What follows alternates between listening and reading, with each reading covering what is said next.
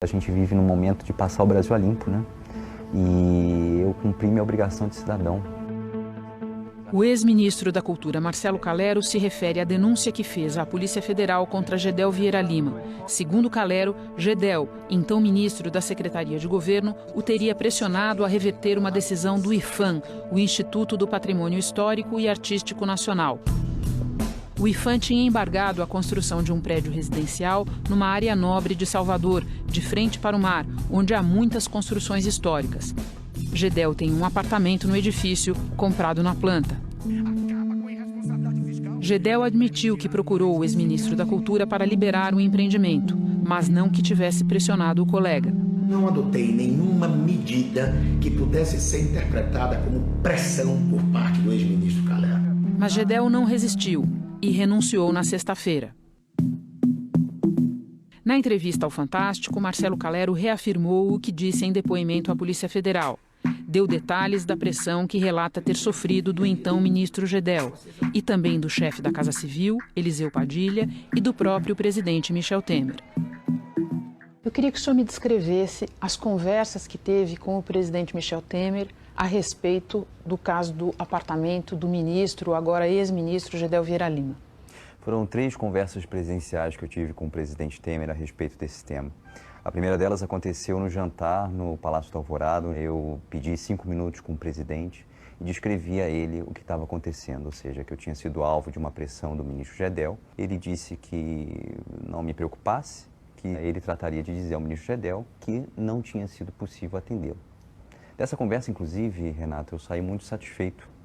Eu achei que ali contava com o respaldo do presidente. No dia seguinte, por volta da hora do almoço, isso já foi na quinta-feira, eu recebo uma ligação do Palácio do Planalto. O presidente queria falar comigo com urgência. Quando eu chego no Palácio do Planalto, o clima já era outro, né? A abordagem já foi bastante diferente. O presidente estava sozinho quando conversou com o senhor? O presidente estava sozinho, éramos só nós dois. Eu entrei muito rápido na sala dele e ele me disse então, Marcelo, eu tenho muito apreço por você, mas essa decisão tomada pelo IPHAN nos causou bastante estranheza, porque ela teria sido muito rápida e a impressão que a gente tem é que não foi uma decisão correta e me causou dificuldades operacionais. E eu sublinho isso, Renata, porque esse foi precisamente o termo que o presidente da República usou e me chamou muito a atenção, né? Um termo, dificuldades operacionais. Ele explicou quais seriam? Não explicou, disse apenas que as dificuldades operacionais decorriam do fato de que o Gedel teria ficado muito irritado com essa decisão.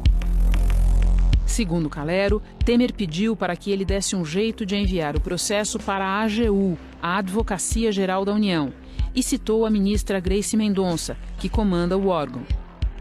Inclusive falou nesse momento da ministra Grace, falou: a ministra Grace tem um conhecimento jurídico muito bom, é uma pessoa muito preparada, usou esses termos, e certamente ela vai poder resolver essa questão de uma maneira que fique bom para todos. Ele também usou esse termo. Em menos de 24 horas, todo aquele respaldo que ele me havia garantido, ele me retira. Ele me determina que eu criasse uma manobra, um artifício, né, uma chicana, como se diz no mundo jurídico, né, para que o caso fosse levado à AGU. Né? E aí eu não sou leviano, não sei o que a AGU faria, não sei se a ministra Grace estava ou não sabendo, enfim. Não posso afirmar isso categoricamente, embora tenha indícios. E no final, quando a gente estava se despedindo, me chamou muito a atenção a declaração que ele fez. Marcelo, a política tem dessas coisas. A política tem esse tipo de pressão. Como se estivesse dando um conselho, né, ou um ensinamento a uma pessoa que chegava agora à política. Eu vi algumas declarações dizendo que eu teria sido desleal, né? Eu acho que o servidor público, ele tem que ser leal, mas ele não pode ser cúmplice. Leal, mas não cúmplice. Calero afirma que passou a ser alvo de uma campanha difamatória dentro do governo. Começaram com essa boataria, né, vinda aí do Palácio Planalto, de que eu deliberadamente teria pedido um encontro com o presidente da República para, de maneira ardilosa, né, sorrateira, gravar esta audiência, né, ou seja, entrar no gabinete presidencial com um instrumento, né, com uma ferramenta de gravação, né. Eu preciso dizer que isso é um absurdo, né? Isso aí só serve para alimentar essa campanha difamatória, né? E desviar realmente o foco das atenções. Eu acho que essa seria uma conduta muito típica dos políticos tradicionais de Brasília, né? Que se gravam mutuamente em encontros presenciais. Eu jamais entraria no gabinete presidencial por ser diplomata, por respeitar a liturgia dos lugares que eu frequento, com um ardil, né, com uma ferramenta sorrateira dessa natureza, né? O que eu fiz, sim, e isso é importante dizer, até por sugestão, né, de alguns amigos que tenho da Polícia Federal, eu, nos momentos finais, para me proteger e para dar um mínimo de lastro probatório de tudo aquilo que eu relatei no depoimento, eu fiz algumas gravações telefônicas, ou seja, de pessoas que me ligavam. Entre essas gravações, existe uma gravação do presidente da República, mas uma gravação absolutamente burocrática. Inclusive, eu fiz questão de que essa conversa fosse muito protocolar, que é a conversa da minha demissão. Eu tive a preocupação, inclusive, de não induzir o presidente a entrar em qualquer tema, né, para não criar prova contra si. Além dessa conversa telefônica, que o senhor disse que foi protocolar, foi a apresentação do seu pedido de demissão, o senhor gravou alguma outra conversa com o presidente da República? Nenhuma. Sobre as circunstâncias das gravações, repetindo, o senhor está dizendo que foram todas gravadas por meio telefônico, é isso? Todas elas são, na realidade, ligações que eu recebi.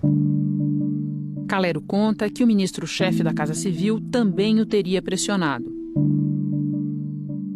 Eu queria que o senhor me descrevesse esse encontro com o ministro Padilha. Na verdade, foram 3 ocasiões em que o ministro Padilha abordou esse tema comigo, né? Em primeira ocasião, foi quando ele me liga com a tese de que, na medida em que o processo estava judicializado, o IPHAN não deveria adotar nenhuma medida administrativa a respeito. E me disse, inclusive, que a AGU, novamente, traria algum posicionamento nesse sentido. E aí também me impressionou bastante, né? Porque, mais uma vez, ficava patente que altas autoridades da República perdiam seu tempo em favor de um assunto